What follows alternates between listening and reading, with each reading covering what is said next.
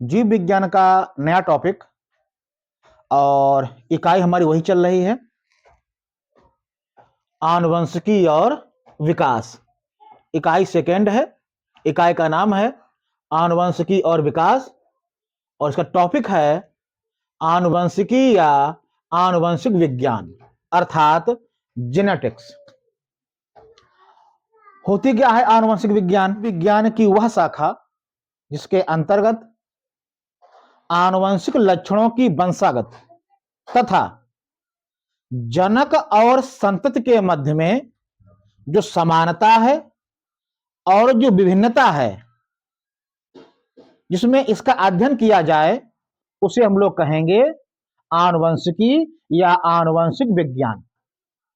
कहने का आशय यह है कि आनुवंशिकी के अंतर्गत जो आनुवंशिक लक्षण हैं, जो एक पीढ़ी से अगली पीढ़ी में ट्रांसफर हो रहे हैं, उसका अध्ययन करते हैं। साथ ही साथ जो जनक है अर्थात माता और पिता, और माता और पिता से उत्पन्न संतानें, अब संतानें और माता पिता इन दोनों के मध्य समानताएं कौन सी हैं, विभिन्नताएं कौन सी हैं, इन सब का जो समूचा अध्ययन है वो हमारा कहलाएगा आनुवंशिकी अर्थात आनुवंशिक विज्ञान मीन्स जेनेटिक्स। आनुवंशिकी शब्द का प्रयोग यानी कि जेनेटिक्स शब्द का प्रयोग सबसे पहले बेटसन ने 1905 में किया था, लेकिन आनुवंशिकी की जो नींव है वो ग्रेगर जॉन मेंडल ने डाली थी 1866 में। और क्या किया था मेंडल ने आनुवंशिकी का अध्ययन जो है वो मटर के पौधे पर प्रयोग करने के बाद में अपने 3 नियमों का प्रतिपादन किया था।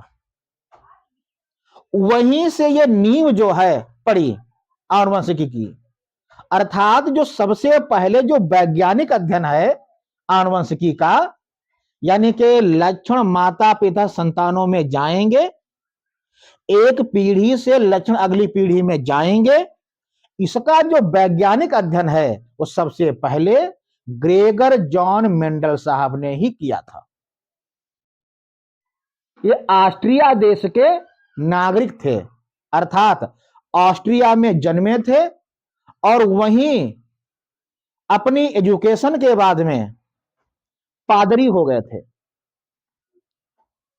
चर्च में पादरी, फादर यानी के, और अपने अवकाश के समय में मटर अर्थात पायसम सटाइवम पर प्रयोग किए।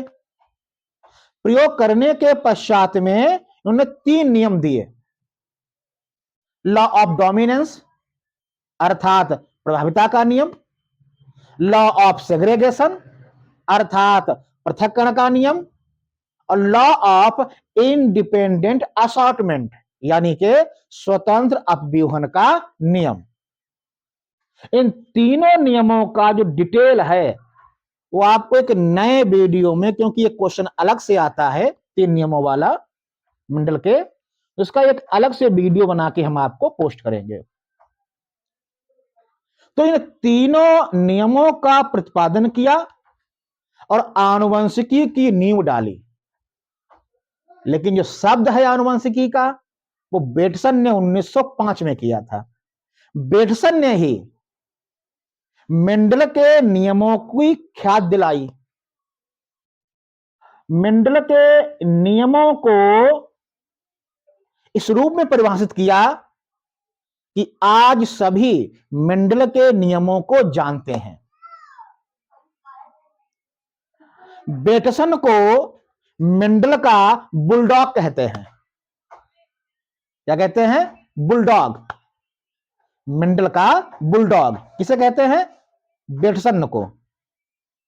क्योंकि आनुवंशिकी के नियम तो दिए हैं मेंडल ने, परंतु उसका जो प्रचार प्रसार है वो बेटसन ने किया। यानी कि मेंडल के नियमों का प्रचार और प्रसार और उनके नियमों पर आधारित प्रयोग बेटसन ने किए, ह्यूगो डी ब्रीज ने किए, सरमार्क ने किए और कार्ल कोरेंस ने किए। इन सभी वैज्ञानिकों के प्रयोग के बाद ही आनुवंशिकी में मेंडल के नियमों का प्रचार प्रसार हुआ और उन्हें सम्मान मिला मेंडल के नियमों को।